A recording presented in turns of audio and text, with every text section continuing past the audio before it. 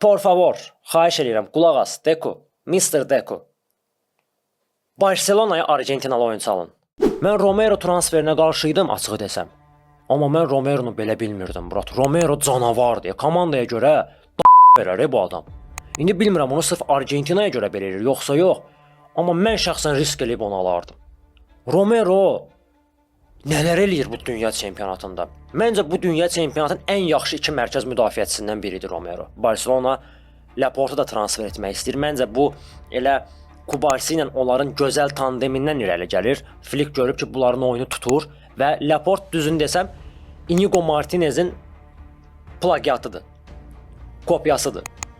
Amma belə bir sual ortaya çıxır. Məsələ Kubarsi ilə Laportun bir-birini başa düşməsində deyil. Flick'in sistemindədir. Onlar ikisi De La Fuente'nin sistemində uğurludular. Flick'in hündür müdafiə xəttində bu iki şəxs uğurlu olacaq yoxsa yox?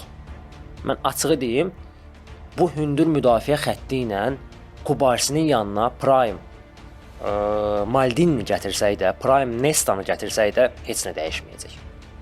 Məncə Flick biraz müdafiəni dala çəkməlidir və belə hündür müdafiə xətti ilə futbol oynamaq olmaz.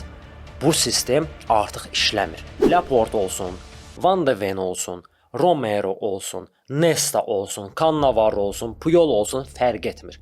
Bu sistemlə yenə də həmin şeylər olacaq.